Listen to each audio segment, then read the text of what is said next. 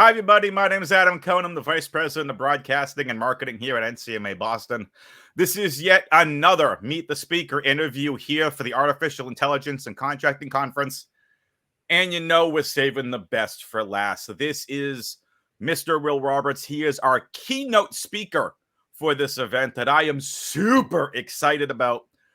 Will is works currently at ASI Government. He's also the former Chief of Acquisitions from the Department of Defense Joint AI Center, or JAIC. Will, welcome, and thank you so much for hopping in to do our keynote address, which is entitled How to Buy Emerging Technologies for Real. Welcome. Thanks, Adam. It's great to be here. I'm excited about this event, and thanks for inviting me. My pleasure. All right, so let's get things started with probably one of the easiest questions you've ever been asked in an interview. Just tell us a little bit about yourself. Sure. So I'm actually I don't like to admit this too much, but I'm a lawyer. And when I was in law school down in Florida, I was at the library. I got really into contracting. So my passion's contracting. I love the idea that two parties can kind of make a law of their own, the agreement between the parties. Yep. And then the courts will respect that law with some exceptions. So that was cool. I love business. And then I got into, I saw a FAR, Federal Acquisition Regulation, a dusty FAR in my law school library. I blew off the dust and I started looking at that. My family has a background in government, so I was familiar a little bit with the way the government operates. But the idea that the government is now a business partner and engaged in kind of like private contracting, but also putting in some social and policy objectives and agendas in the contracts and environmental and all that was really interesting to me. So I kind of got into it during law school. I left and kind of switched over to being a contract officer because I wanted to actually shake the hands, do the deals, instead of just reviewing in a desk and advising.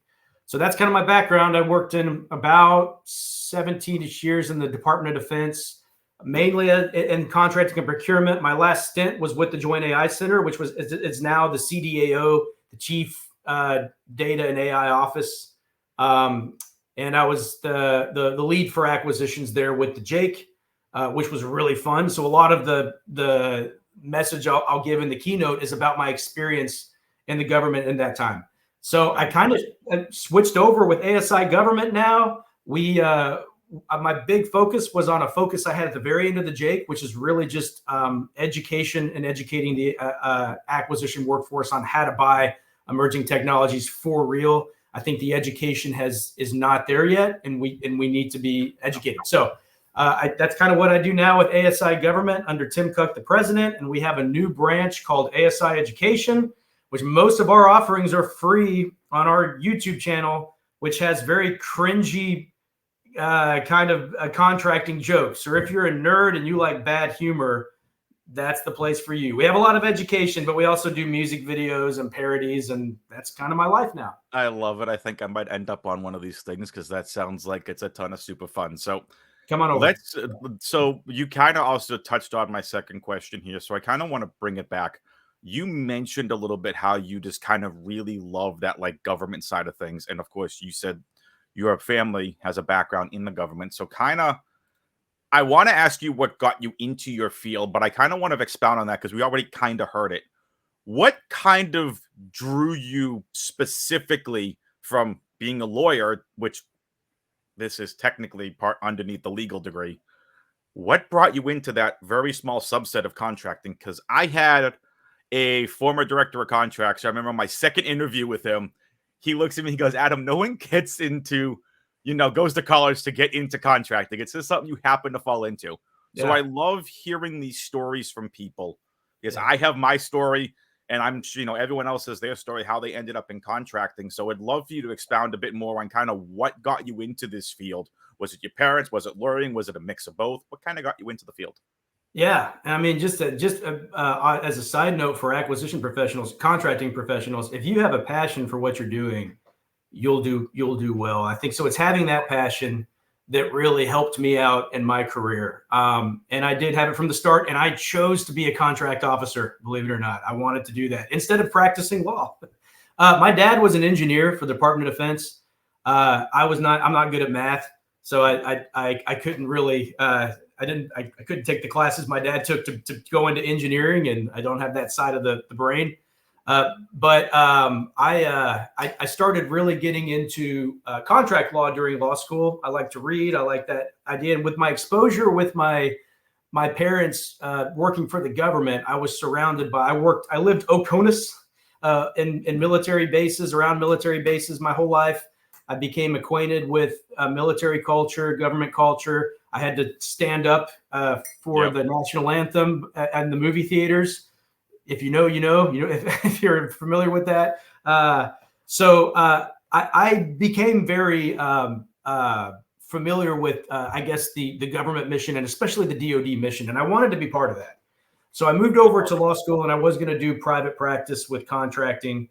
But just when I became familiar with the Federal Acquisition Regulation, I thought that was a great way to tie in my past with my current obsession with business. And I had some really good people in the career field already that I knew that kind of helped tipped me over into that area. I love it. All right, so we're gonna wrap this up here, because now that people have gotten to know you a bit, let's get into the keynote address, right? Like anyone that's coming to this event, this is what's going to wrap up our event.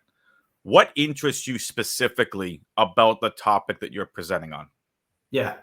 So when we're talking about emerging technologies, and this is something that I became familiar with when I was in the Joint AI Center. I worked with great leadership. General Shanahan was a 3-star. He was Lieutenant General at the time. There's two really challenging things when it comes to artificial intelligence, for example, in delivering artificial intelligence to an end user. One is just understanding the technology. This is a new technology. What is AI? How is it useful? How is it important? Enough of the functionalities of how it works to know what you're getting into, some of the risks and using trustworthy AI. That's one thing. And we really focus on that one part of education. So usually AI acquisition education is on that first thing. What is AI? Yep. Let's get technical. The second thing you really have to know is, I think, the neglected part, and that is how to do it. Like how to, for real, define, procure, and deliver artificial intelligence into your missions, government missions, DoD missions, whatever it is. That's a logistics thing. That's a people and communication thing. It's less technology and more just simple communication skills, logistics, and contracting. And that is, I think, severely underlooked outside the contracting community, and even sadly within the contracting community. Mm-hmm. I would say the acquisition community is the most important part in the government in delivering emerging technology and artificial intelligence. So it's good to know the technology, but you got to know how to do it. And that's where the for real comes in. Emerging technology training for real is really getting into how to get through authority to operate with security. If you're going to be in the business of delivering AI technology to end users in your government mission set, you're going to be going through a myriad of bureaucratic headaches and obstacles. Fiscal, security. Now we have a brand new area, which is the responsible use of AI. So we have policy people coming in, sometimes psychologists, about the human-machine interaction. Just a ton of stuff that as a program manager or project manager or a contracting officer, you're going to be the one to help navigate the team and make that successful. And if you're not a big part of that, the project will fail. So that's pretty much what that's about. Is really, I want to end the keynote, let the community know how incredibly important they are in this, and they alone will either be the source of the problem or the success. They're either going to be the hero or the problem. There's really no in between. See, folks, this is why I'm bringing him in for the keynote. He's literally answering every single one of my questions. I haven't even got a chance to ask it. He's so wicked smart. As to hit you with that little stereotypical Bostonian accent, but that is okay. It's all good here, as you can't hear my Bostonian accent to begin with. So you mentioned a little bit about the FAR. Before I end the interview and ask you if there's anything else that you want to share, I want to selfishly point out, and hashtag not a sponsor, but point out the books you have behind you, because if you've done any research on Will yourself, if you've heard of this guy before, you're going to recognize at least that My First FAR book. So go ahead, and explain the books that are behind you. So our channel, we started doing parodies of funny kind of commercials, almost like SNL type things. And one of the commercials we did was a joke commercial on a children's book on my first spar. It was supposed to be a joke, but the community, this shows how wonderfully nerdy our community is. They started asking for us to actually make one. So we made one. We followed up with, now we haven't made this yet. So if there's enough demand for it, we'll make my first OTA, which is targeted for teens. Oh, you know that's going to be coming out with how big OTAs have gotten over the last half dozen years. That's right. And the commercial is out on our channel already, so check that out. Coming up to George Washington Law School is inducting the My First FAR into their law school library.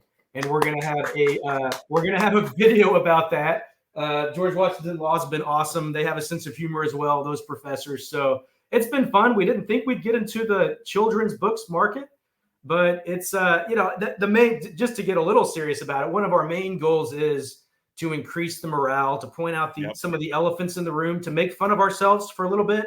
And the idea behind that is if we can point all that out and laugh a little bit about our profession, it can make us better workers by not putting anything under the rug about how crazy and silly our profession can sometimes be.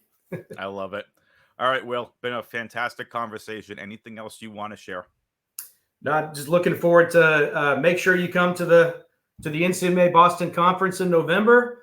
The gang will be there, and looking forward to meeting everyone.